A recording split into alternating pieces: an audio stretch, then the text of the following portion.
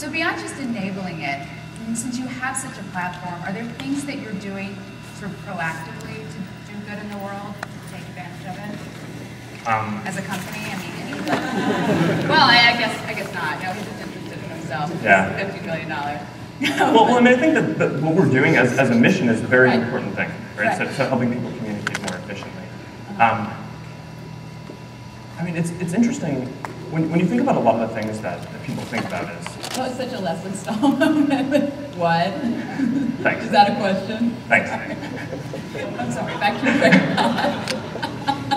So you can get away with stuff like this. Well, I have to say, the first time I ever interviewed Mark, it was so awkward. We'll get back to you in a minute. We were in a conference room at Facebook, and I had talked to him on the phone before, but never met him in person. When I talked to him on the phone, he was really ballsy and out there, and he was just like really like. So I was expecting this like brash, punk, like outspoken kid, and he was so nervous. He was wearing a white T-shirt, and it was sopping wet. I think the beginner, he sweat through his shirt, and I just kept trying to ask broader and broader questions, hoping something would just spur it and he would just open up and start talking. And I kept getting broader and broader, and he was getting more and more frustrated. And finally, I asked him something. I don't remember what it was, and he just was like.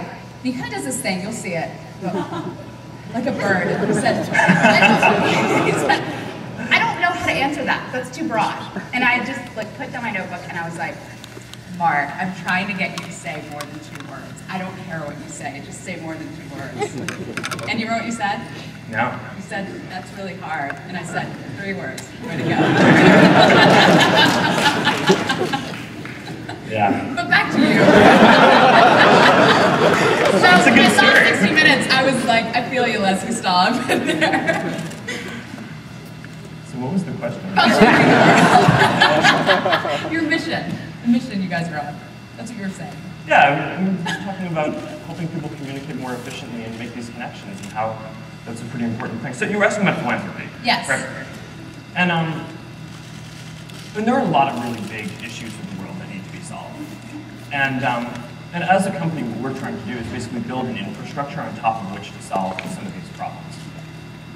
But a little while ago, I was having a conversation with someone who is very involved in the One campaign. I don't know if you guys are familiar with this. It's basically this large organization that their goal is to help fight poverty, right, and raise money and awareness for different countries that have extreme poverty.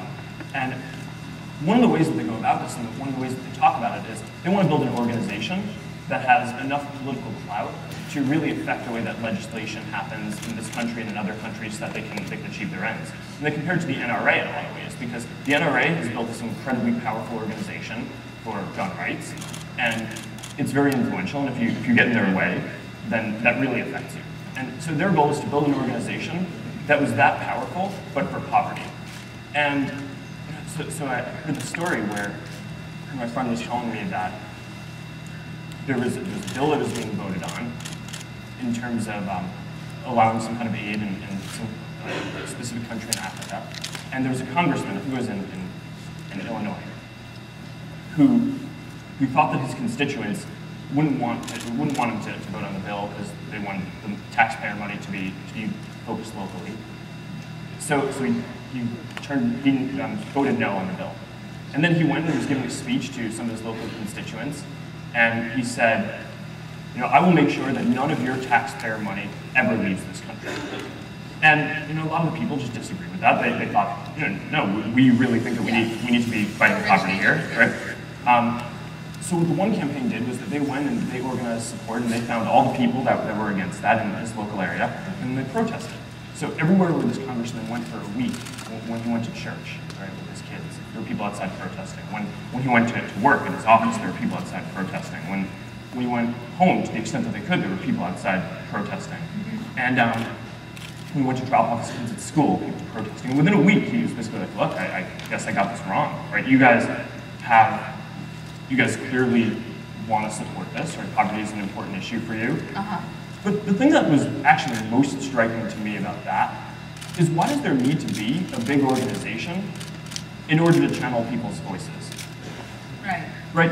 So I mean, we're at a point now with the internet, with a lot of these applications, where communication should be efficient enough that these people should be able to have a voice, and what issues are important to people should be able to be heard without having a large organization with millions of people that has been organized and has raised millions of dollars in order to fight for a specific cause.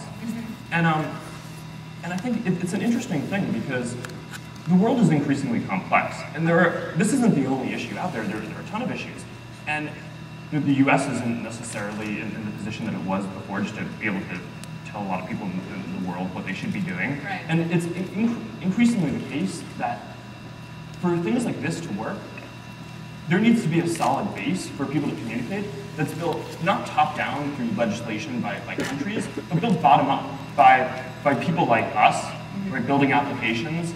And one of them is Facebook. I mean, a lot of them are also being built by a lot of you guys. And I think that's just a really important trend in the world. So I mean, when you ask about philanthropy, at this point in our development, you know, we're running the business around break-even, right? So we're not throwing off a ton of money. And what we're really trying to do is we're focusing on building this infrastructure on top of which people can communicate and work on these things. Well, you know, one thing that I've observed when you compare and contrast sort of Web 1.0 and 2.0, if you will, I bet fewer big public companies come out of the 2.0 wave, but I think these companies have far bigger social impact than buying a book online or being able to sell stuff on eBay. I mean, all of these companies, because they're so focused on community and communication and empowering people, whether it's blogging, you know, whether it's what you guys are doing, you know, whatever, it has a much richer impact on people's lives. And I think that's when people talk about these sites being addictive. Yeah, I mean, I think that the stuff that was in the first wave was actually really interesting too. But when you were 5? When I was 5, thanks. Wouldn't bring it back to that. All right, so I want to talk about some other stuff, but just since you touched on international, I know that you guys are launching France tonight, right? Yeah, way to get that news before me. oh yeah, I tried to prompt you to say that. Sorry. Talk about France. Are you doing something tonight? Apparently. Yeah, so we launched in Spanish about a month ago.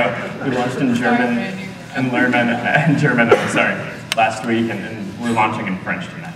So, you know, any shout out to France?